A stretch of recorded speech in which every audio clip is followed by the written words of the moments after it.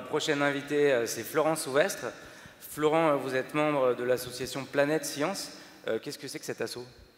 Bonsoir, alors l'association Planète Science a été créée en 1962 avec la volonté d'accompagner des clubs de jeunes, donc d'accompagner des jeunes dans des activités scientifiques et techniques, expérimentales, avec l'intention d'ouvrir à tous, au plus grand nombre de jeunes, et puis de manière expérimentale, en groupe, et puis aussi avec un sujet la plupart du temps qui se doit d'être motivant et ludique. À l'époque, c'était l'idée de faire dans son jardin des fusées à poudre. On s'est rendu compte que c'était pas très sûr en termes de sécurité. Donc du coup, avec le CNES, le Centre national d'études spatiales, il était question de créer une association pour encadrer ces jeunes en toute sécurité et puis du coup faire mûrir cette idée qu'on peut pratiquer des sciences et techniques dans un cadre ludique et puis complètement associatif, hors cadre scolaire, pour ses loisirs. Comment on fait pour participer à cet asso ? Alors l'association Planète Science, aujourd'hui, elle est divisée en 11 délégations régionales. Donc pour savoir si vous êtes près d'une de ces délégations, rendez-vous sur le site planète-science.org. Il y en a une en Picardie ? Alors il y en a une en Picardie, donc je vous invite à vous y rapprocher. Et puis chacune des délégations va proposer des choses de différentes thématiques, sachant que les 4 thématiques principales de l'association, c'est l'astronomie, l'espace, l'environnement et bien sûr la robotique. Est-ce que c'est cet asso qui organise les trophées de la robotique ? Alors c'est effectivement le secteur robotique de l'association Planète Science qui organise les trophées de la robotique. Alors les trophées de la robotique, peut-être que je peux en dire 2 mots à l'aide de l'image que je vais projeter. Voilà.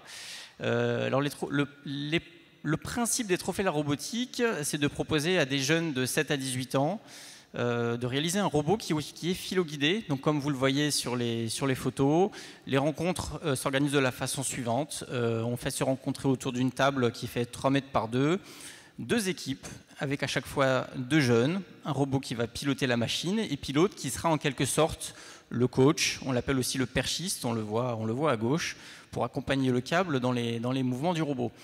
Alors, les trophées de la robotique ont lieu en 3 temps. Il y a donc 9 finales régionales qui vont permettre de sélectionner finalement les 60 meilleures équipes. Et donc, nous organisons dans un 2e temps la finale nationale, qui d'ailleurs aura lieu à Saint-Quentin l'année prochaine, le 9 et 10 avril prochain, pour la finale nationale. Et puis la 3e étape, c'est les qualifiés de la finale nationale et d'autres pays auront l'occasion de se rencontrer à l'occasion de la finale Eurobo Junior.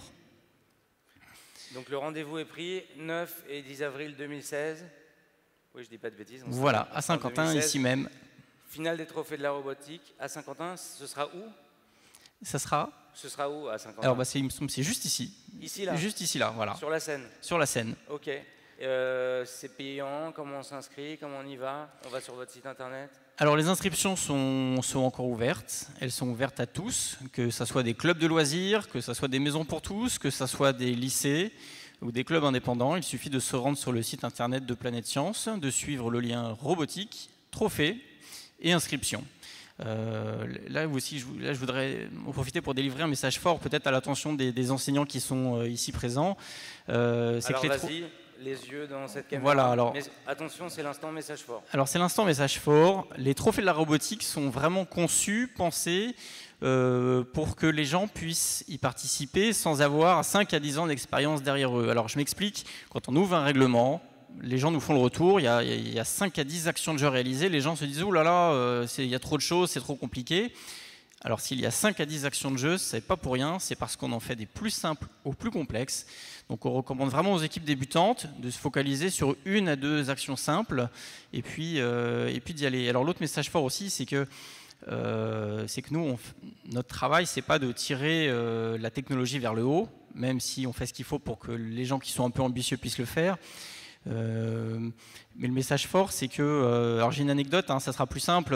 Il y a 10 ans, j'ai vu des enfants avec du papier aluminium autour des pouces à poser le doigt sur des clous pour faire tourner des moteurs fixés sur une planche en bois.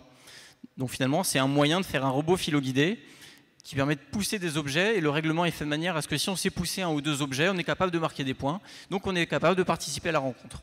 Donc le message fort, c'est n'ayez pas peur de venir à notre rencontre, on vous expliquera les 2-3 conseils pour faire moins mais mieux, et puis vous accompagner, vous enseignants, dans la création de club tout simplement. Il faut avoir quel âge pour participer ? Alors la rencontre est ouverte pour les jeunes de 7 à 18 ans. De 7 à 18 ans. Après 18 ans, c'est mort, moi je ne peux pas m'inscrire. Alors après 18 ans, nous avons, ce qui me permet d'arriver à la deuxième...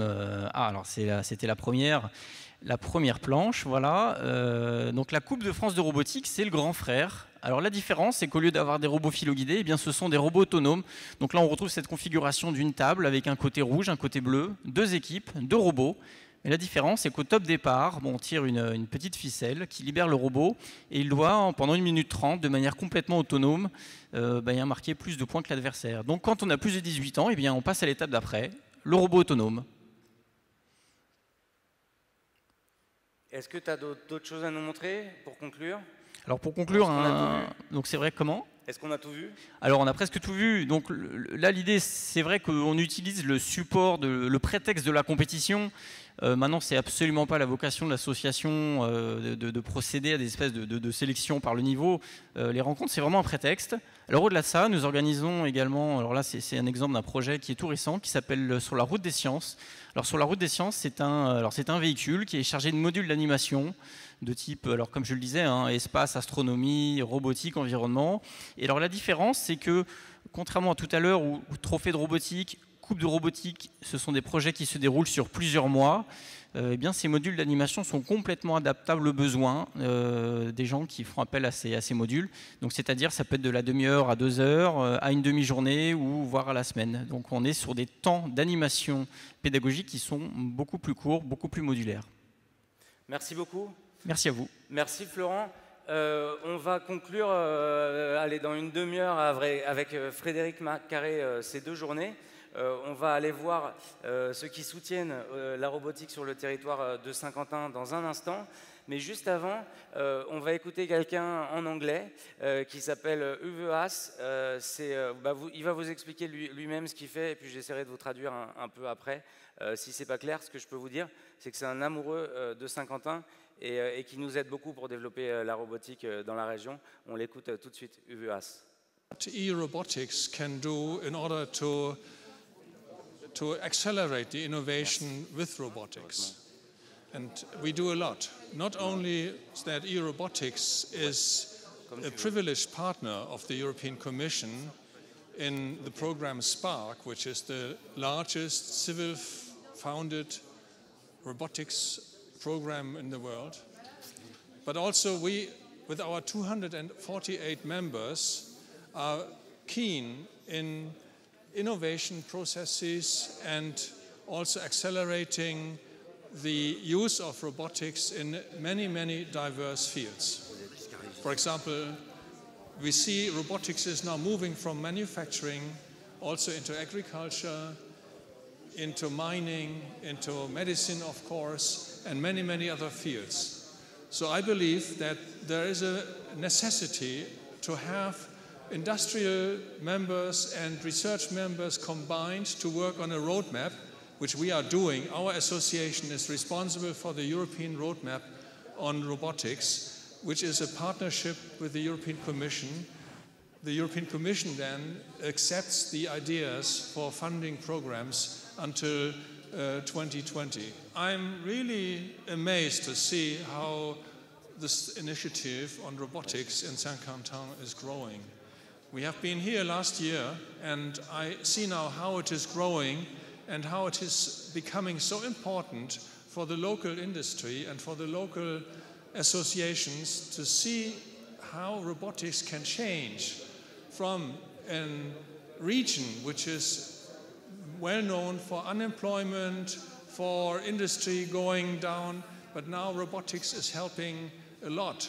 And Saint-Quentin is a very good example in France and in Europe, where we can see that an idea, an initiative is really spreading. It's really giving a momentum to a region which was probably close to being too pessimist about the future.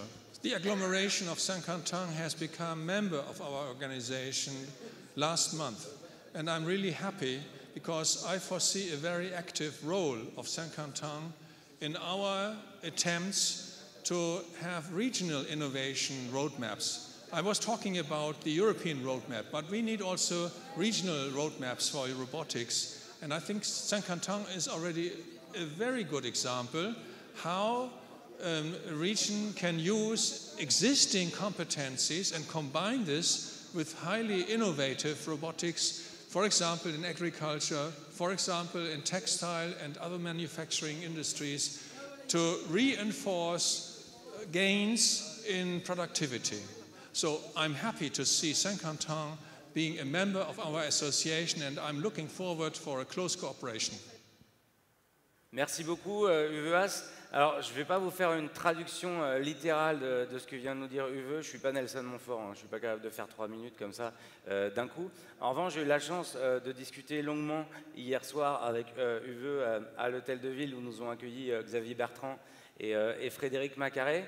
Et il est dithyrambique sur Saint-Quentin. Je lui ai demandé si j'avais le droit de répéter texto ce qu'il m'avait dit. Il m'a dit évidemment oui. Il m'a dit que nulle part ailleurs en Europe, il avait vu une initiative aussi coordonnée, aussi volontaire, aussi enthousiaste que Saint-Quentin. Je me sens libre de le répéter puisque je ne suis pas moi-même saint-quentinois, on ne peut pas dire que je triche. Il m'a donné une très très belle image, alors je vais essayer de bien la répéter. Il m'a dit ce qu'on veut faire aujourd'hui dans la robotique, dans le Saint-Quentinois, c'est un projet aussi dingue que de faire les plus beaux bateaux en bois du monde. Et il m'a dit que la manière un peu bête de faire ça, ça aurait été d'apprendre à des gens à couper du bois, d'apprendre à des gens à sculpter du bois. Mais qu'en fait, aujourd'hui, ce qu'on fait à Saint-Quentin, c'est qu'au lieu d'apprendre aux gens comment, ça on se dit qu'ils vont le trouver tout seuls, on leur parle plutôt de ce pays lointain, à l'autre bout de la planète, qui va vous donner envie de construire ces bateaux en bois pour traverser les océans. Voilà, c'est pas ma poésie à moi, hein, c'est son message à lui, mais j'ai trouvé ça assez sympa comme image, et c'est ce qu'on essaye de faire ici dans le Saint-Quentinois. Et vraiment, il a insisté sur cette idée que le politique, l'éducation, l'économie, les entreprises travaillent tous ensemble, main dans la main, sur ce territoire, et c'est pour ça que ça avance, et c'est pour ça qu'entre l'an dernier et la première édition de ce salon robot numérique et ce qu'on voit cette année, il y avait parfois les mêmes intervenants, hein, moi dans les tables rondes que j'ai animées d'une année sur l'autre, et c'est incroyable comme ça a pu avancer. Ça a aussi avancé grâce à des personnalités comme vous. Bonjour Régis Carrette, bonjour Jean-Pierre Larose, c'est bien ça? Presque. Jean-Paul, parce que j'ai eu 2 Jean-Pierre tout à l'heure, hein, donc je pensais que c'était la journée des Jean-Pierre. Non, c'est bien, on a trouvé des Jean-Paul aussi. On va commencer avec vous, Régis. Alors vous, Régis, vous êtes président d'N Initiative. Tout à fait. Ça. À quoi ça sert, N Initiative? Alors, Initiative est une association départementale qui soutient l'économie, la création, la transformation ou la croissance de l'entreprise. Alors comme vous le voyez, on est arrivé en jean et en basket, hein, donc nous sommes les financiers de l'entreprise. Hein, on nous voit souvent arriver avec une mallette et des dossiers, hein, puisqu'une entreprise, c'est d'abord un bon montage financier, et on est là pour les aider à mettre en place ce montage, à trouver le concours bancaire, le partenariat bancaire, et regarder la faisabilité économique. Pour les aider, quel type de dispositif vous mettez en place? Alors au niveau du dispositif, je vais laisser mon ami Jean-Paul Larose, qui est directeur de la structure, qui va vous en parler. Hein, on a 2 types, hein, c'est des prêts à la personne, hein, des prêts à la personne, à la création, à la transformation ou à la croissance de l'entreprise. Hein, et pour le Saint-Quentinois, nous avons une structure classique, hein, pour l'entreprise qui vient nous solliciter dans la création ou la croissance de l'entreprise. Et en travaillant avec les services de la grande municipalité de Saint-Quentin, nous avons mis en place un dispositif avec le concours de N Développement, hein, qui est un prêt à l'innovation. Jean-Paul va vous dévoiler un petit peu les recettes de ce prêt. La transition est toute faite. Alors les recettes de ce prêt à l'innovation, c'est ça? Oui, donc Régis a parlé, nous nous occupions de la création d'entreprises. Créer une entreprise, c'est quelque chose de difficile. Créer une entreprise innovante, c'est une difficulté au cube, voire un peu plus. Donc, nous avons essayé de mettre en place une réflexion et un écosystème autour du créateur innovant. Pour nous, première question, qu'est-ce que l'innovation? L'innovation, ce n'est pas que une notion de rupture, ça peut être aussi une innovation d'usage, ça peut être une innovation de marché, de marketing, voire pourquoi pas une innovation sociale ou sociétale. Donc on a voulu vraiment réfléchir sur l'innovation au sens très très large. Alors qu'est-ce qu'une entreprise en création? En création, pour nous, c'est forcément une société, c'est forcément le créateur doit créer son emploi dans la société, qu'importe l'âge qu'il a. L'entreprise... Ça veut dire qu'on ne peut pas faire ça en dilettante, il faut se lancer à fond dans le projet, on est d'accord? Absolument, on y croit et on se donne les moyens, et l'environnement doit aider aussi à trouver les moyens. C'est ça qui fait que vous allez croire en nous? Oui, oui, oui. Montrez-nous que vous croyez dans votre boîte. Donc voilà un petit peu la chose.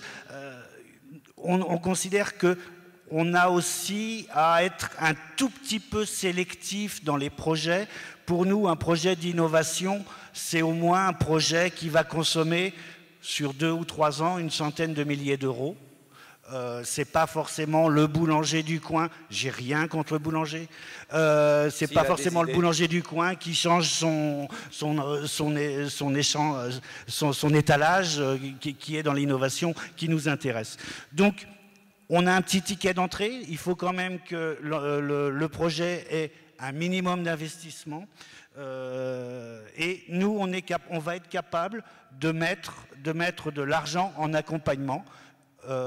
Cet accompagnement, ça sera un prêt à l'entreprise, un prêt sur 4 ans, dont une année de différé, donc il n'aura pas à rembourser, un prêt à taux zéro et un prêt qui pourra aller jusqu'à 40 000 euros par projet. Notre objet n'est surtout pas de se substituer aux banquiers, notre objet est aussi de motiver les banquiers à accompagner le créateur dans son innovation. Est-ce que ça marche, ça?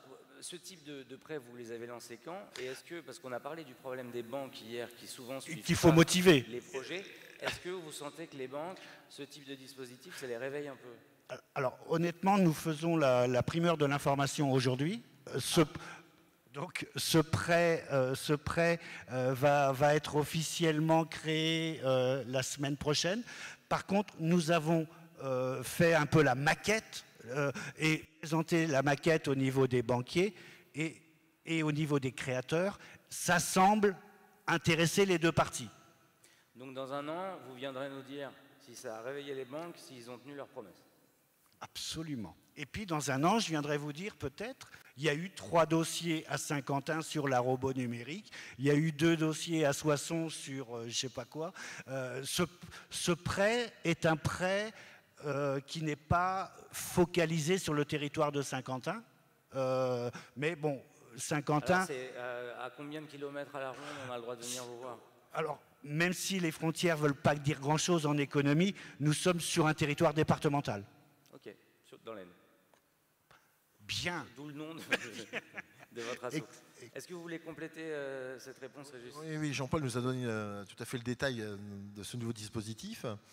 Alors vraiment, pour les entrepreneurs qui nous écoutent, ou le relais que vous en ferez, au travers de cette association, on est là pour créer le concours et la motivation financière pour que le projet se réalise. Nos outils nous permettent d'analyser la faisabilité. Le tour de table, comme l'a rappelé Jean-Paul, permet de motiver l'engagement financier des banques. Et nous servons, on l'a encore vu il y a peu de temps sur d'autres types de projets, de levier bancaire. C'est-à-dire qu'une entreprise aujourd'hui qui veut passer dans la robotique, qui veut se lancer en robotique, veut robotiser du montage, peu importe le cycle de production de l'entreprise, qui va venir frapper à la porte de l'initiative, elle va trouver l'écoute et effectivement également le concours bancaire pour faire le tremplin financier. Voilà. Pour que tout soit très clair pour tout le monde, tous les deux vous avez semble-t-il l'habitude de travailler ensemble, comment est-ce que vous vous répartissez les tâches? Qui fait quoi cette aide aux initiatives? Alors, on a un groupe de permanents qui fait l'étude des dossiers, dont Jean-Paul à la direction, qui reçoit le primo-accueil des entrepreneurs, qui nous prépare la faisabilité des dossiers. Et à côté, nous avons un groupe de référents entrepreneurs, des chefs d'entreprise ou des spécialistes qu'on peut aller chercher pour des thématiques, notamment pour le fonds innovation. Nous avons ouvert la porte à, comment dirais-je, au recrutement de spécialistes dans ces domaines techniques, parce qu'effectivement il y a des domaines, bien entendu, on n'aura pas la surface à l'intérieur de l'association, qui sert à analyser le comportement, si je peux dire, du projet dans le temps par rapport à nos us et coutumes de croissance de l'entreprise. C'est-à-dire qu'on va avoir la partie technique et après on va avoir la partie entrepreneur. Très concrètement, j'habite dans l'Aisne. En tout cas, j'ai envie d'y travailler. J'ai mon magnifique... Oh là là, merci. C'est-à-dire que je ne reviens pas en tant que journaliste l'année prochaine, je vous préviens. Je suis un jeune chef d'entreprise, j'ai mon idée.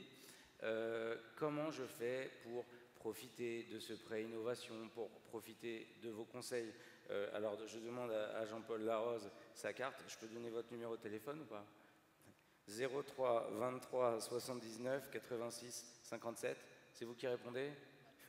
Voilà, vous savez quoi faire si vous avez une belle initiative dans le département.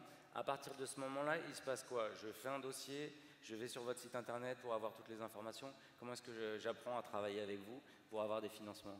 Alors pour la région de Saint-Quentin, notre porte d'accueil est à la CCI de Saint-Quentin. Marie-Jo Mailleux qui reçoit les dossiers, le primo-accueil. La CCI, la Chambre de commerce et d'industrie de l'Aisne, qui est notre porte d'entrée. Et on travaille avec la CCI et nous montons les dossiers avec la Chambre de commerce pour la région de Saint-Quentin. Jean-Paul, vous voulez compléter cette réponse? Alors, je reviens sur la question, c'est comment je fais. Alors oui, il y a une petite procédure. On essaye d'éviter d'embêter trop les créateurs, mais il nous faut quand même un certain nombre d'éléments. Donc, il y a un business plan à faire. On a une carcasse de présentation du business plan avec l'approche, je dirais, du marché et l'approche un peu financière.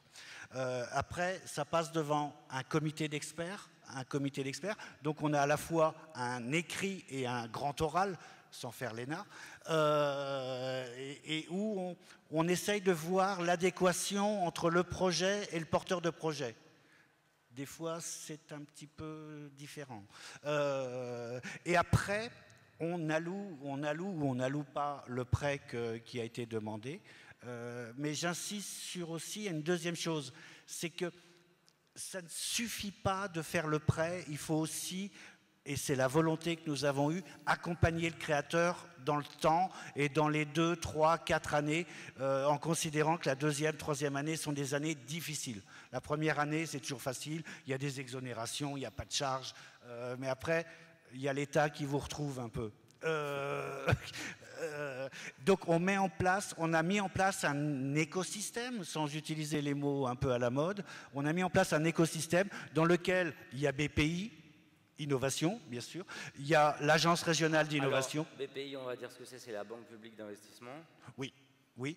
Et qui travaille sur tous les territoires. Qui travaille sur tous les territoires et qui est prêt, en presque automatique, si nous allouons de l'argent, d'ouvrir un compte qui est French Tech, qui est spécifique à la BPI, pour doubler ou voire tripler l'argent du projet. Ça veut dire que l'argent appelle l'argent. Si vous commencez à nous faire confiance, il y a d'autres acteurs qui viendront apporter leur argent. Oui, oui. Nous essayons de faire un cercle vertueux. Comment ça s'appelle, avec le maximum de pertinence, avec un minimum d'emmerdement pour le créateur. Dans quelques minutes, je vais rejoindre Frédéric Macaré sur la scène plénière pour clôturer symboliquement ce deuxième salon de la robot numérique. On finit un peu plus tôt justement pour vous permettre de faire un dernier tour de la tente industrielle, de la tente agricole, des divers stands. J'ai une dernière question pour vous, messieurs d'ailleurs. Vous l'avez dit, vous connaissez très bien ces questions de la finance. Prenons un peu de hauteur. Vous avez passé 2 jours avec nous, vous connaissez par cœur, je pense, toutes les startups qui se lancent dans la région. Quel regard portez-vous sur cette dernière année où la robot numérique a creusé son sillon dans le Saint-Quentinois? Comment vous voyez les choses? Qu'est-ce qui se passe en ce moment sur ce territoire de Saint-Quentin?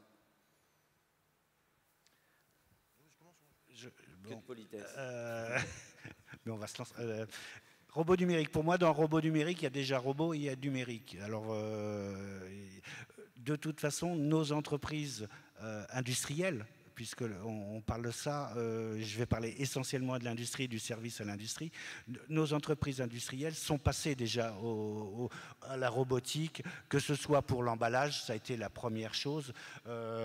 Tout ce qui est la mise en carton est globalement très présent dans nos entreprises, en considérant que le Saint-Quentinois et notre territoire est très, très axé agroalimentaire, cosmétique et parfumerie, c'est-à-dire des petits produits à mettre dans un emballage, voire un suremballage. Donc la robotique, je pense que c'est dans les mœurs. C'est dans les mœurs. Maintenant, il faut aller un petit peu plus loin, il faut rendre cette robotique peut-être un peu plus intelligente et on passe au numérique. Je ne sais pas si on y est encore vraiment dans nos entreprises. Mais la première marche, elle est déjà largement faite. Régis ? J'ajouterais effectivement que c'est un très très bon support pour notre région, hein, comme Jean-Paul l'a décrit. On est à la croisée des chemins sur l'agroalimentaire, sur la cosmétique, à la croisée des villes du nord de notre pays, avec un bassin de population très important. Donc il va falloir répondre à ces différents besoins. La robot numérique va aider les entreprises à évoluer. On connaît toutes les contraintes économiques des entreprises. On a de la matière grise sur Saint-Quentin, ça va renforcer cette matière grise. Donc il y a un cercle vertueux économique qui se renforce. On est tout à fait, on le sent, hein, il y a un prémisse, il y a quelque chose qui est en train de se faire. On va l'accompagner et ça va marcher. On va continuer. Merci beaucoup, messieurs. Attention, hein, j'ai la carte, hein, donc je vous appelle dans les prochains jours. Juste avant de rejoindre Frédéric Macaré, avec qui je vais clôturer cette deuxième journée de la robot numérique, j'avais envie de partager un petit truc perso avec vous, hein, rien de trop intime, ne vous inquiétez pas. En fait, juste avant d'être à Saint-Quentin, j'étais au Japon, j'ai atterri juste avant ce salon de la robot numérique. Je suis rentré pour ça, c'est vous dire combien je l'aime. Et j'ai vu des choses rigolotes au Japon. Il y en a une que j'avais envie de partager avec vous. On va peut-être la voir tout de suite à l'écran. C'est sur les idées dingues autour de la robotique. Alors c'est pas ça, si on l'a... Ah bah si, c'est ça, regardez. Ce petit robot à qui je dis bonjour, il s'appelle RoboOn. Vous connaissez la marque qui le fait, c'est Sharp. Et figurez-vous que cette petite chose, c'est l'avenir du téléphone portable. Ça permet de vous rappeler quand brossez vos dents. Ça peut même vous faire pleurer en vous diffusant des images de votre ex. Et cette petite bestiole peut regarder un coucher de soleil avec vous et le commenter. Alors c'est pas encore très discret, hein, vous voyez, j'ai pas l'air très malin. Je vous assure, c'est un téléphone portable, hein. De l'autre côté, vous avez un écran. Et voilà, je lui dis même bonjour. Et vous l'emmenez partout avec vous. Alors pourquoi les Japonais ont une idée aussi dingue? D'abord parce que leur grande force, et je remercie, on avait beaucoup d'amis japonais qui étaient là pendant ces 2 jours. Je pense notamment aux équipes de Kawada qui sont venues nous faire une démonstration. Au Japon, il y a un regard incroyable sur les robots. C'est l'idée de se dire que les robots peuvent rendre la technologie beaucoup plus humaine. La réflexion derrière ce drôle de téléphone qu'on voit, à vrai dire, j'avais du mal à y croire, et pourtant, il sort l'année prochaine, en 2016, c'est de se dire que la technologie est souvent très froide. Il y a même des études qui sont sorties pour dire que le téléphone portable était devenu un objet de stress et d'angoisse, parce que derrière, ça peut être votre patron qui cherche à vous contacter à tout moment, que ça devenait une sorte de laisse électronique. Et pour rendre tout ça de manière plus sympathique,